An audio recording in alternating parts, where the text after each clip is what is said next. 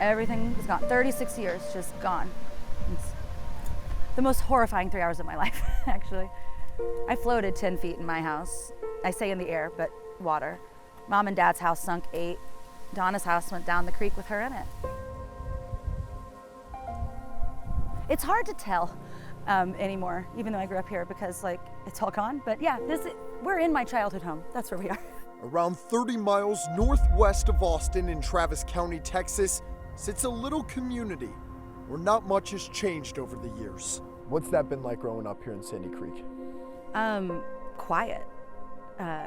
You don't move this far out into the country to get to know your neighbors. So I found my great-grandparents on the property, my grandparents, obviously my siblings, my Aunt Donna, my mom and dad, myself. I mean, many generations have been here. It's not gotten any bigger. It doesn't have a lot more people in it. It's not that Sandy Creek is like stuck in time. You know, it's just like, it is what it is. It's you move out to the country to live a certain type of lifestyle. I know. As tight-knit as it was at home for Ashlee Willis, the neighborhood? Not at all.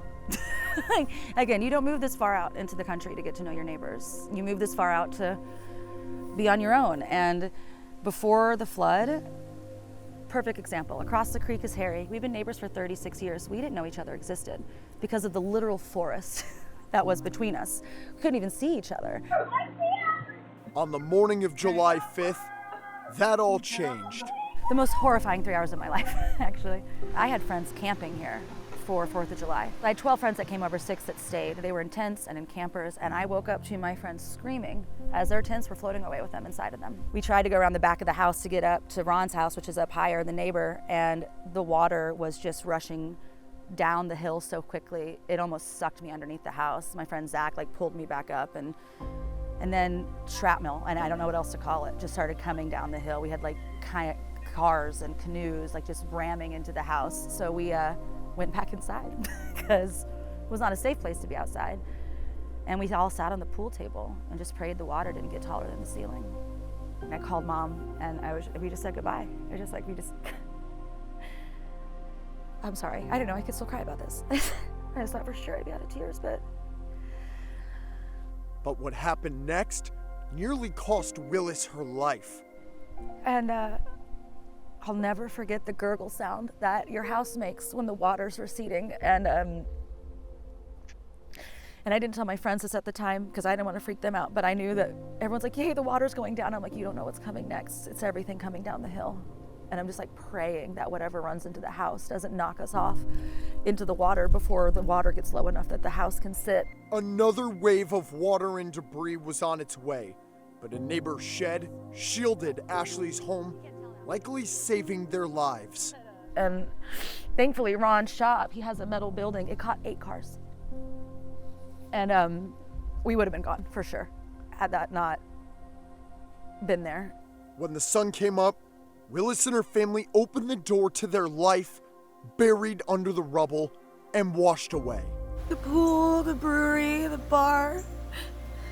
Mom and Dad's house is effed. This one is no better. Everything's gone. Everything's gone. And then I hear my mom scream and she's like, oh my God. And I'm like, what? She's like, Donna's house is gone.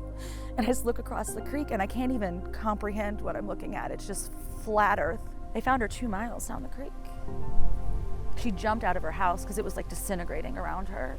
And somehow, through all of that shrapnel, cars and trees and houses, she managed to get caught up in a fence. And God, she's so small. I don't even know. It makes no sense to me. I mean, I've seen what it did to cars and houses and just her tiny little body, made it. The rest of it's just stuff. Sounds like a miracle. Oh, there's not another word for it. 10 people died in the Sandy Creek floods. By the time the alert went off on my phone that said flash flood emergency, my response was, oh, thanks, because 20 minutes later my house was flooding. The road was already gone. We reached out to Travis County Judge Andy Brown's office 7 times for an interview to ask him about the warning signs during the floods Some people like Willis and her family say they didn't receive until it was too late. There was already 4 feet of water in the front yard. My friends were already floating. And then I got the alert. I'm like, cool, thanks. Appreciate that. We even showed up to his office to ask for an interview, but he was unavailable. We never heard back. I don't have nightmares, which is great. Did you? No, I love my therapist, Brenda. Very well therapized. I didn't sleep for like the first 7 weeks. It's hard to dream or have nightmares when you're not really sleeping, you know? Willis and her family lost 3 houses, their swimming pool, the barn, her spice business, and countless memories. That's 3 houses, doesn't it look like it? She showed us around her family's 7-acre property and what's left of it. And then we use this as a workshop area. But now it is our makeshift kitchen and laundry room. We have like a stove and a fancy fridge. Look at our island. Look at this, the countertop. We pulled this out of the earth. I don't know where it came from. This piece of land is where her childhood home was and where her parents still lived. Living room and then my bedroom, Dad's office. Now, a flat piece of dry earth. This is the one that hurt. Like so many memories, you know, and so many family dinners. My sister and I used to fight over who was going to get the dining room table because it's like our Norman Rockwell painting table. Like we'd fit 16 people around it. There's so much here. Again, it's just stuff. It's everything. Everything. But it's just stuff. In the meantime, her family has been living out of 3 mobile homes, waiting for permitting and more funding to rebuild. I just keep telling myself we're glamping. We're glamping. That's it. For potentially 18 months. That's no big deal.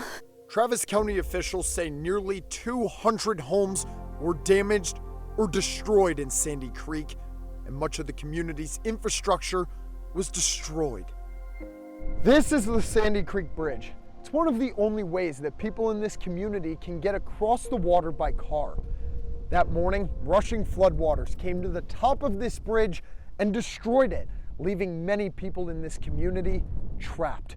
The only way to get through the area for days was by foot, and that's when countless volunteers came to their rescue. I think there was just such a great need for help that I don't imagine anybody would have been able to see what I saw and stand by and do nothing. Just complete strangers just showed up and just set up camp. And they're still here. Like there are still people to this day that are here that aren't even from this community that are actively putting in the work to help us rebuild. So we started organizing just whatever we could, which was delivering water to people, helping volunteers get gloves and masks and equipment and things that they needed to start with cleanup, to start helping people. I don't know that those neighbors would have gotten anything without the volunteer effort. In the aftermath of the flood, Janae Lamberton rallied over 1,000 volunteers. People that have been through this together are just bonded for life. You know, we're friends for life. And we know so many more of our neighbors now than we ever knew before. And it's really been a lot of growth for the community. It made Sandy Creek a community, is what it did.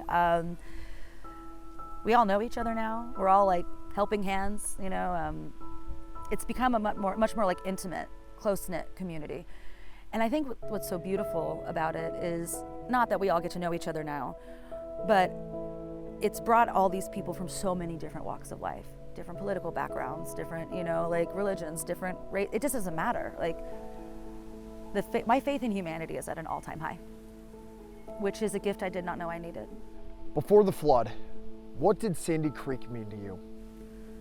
Before the flood, Sandy Creek was home, and it still is. It's just different now. It was a safe place. What does Sandy Creek mean to you after the flood? Sandy Creek after the flood is a community. It is a community now. Never hath it been a community before, but it is.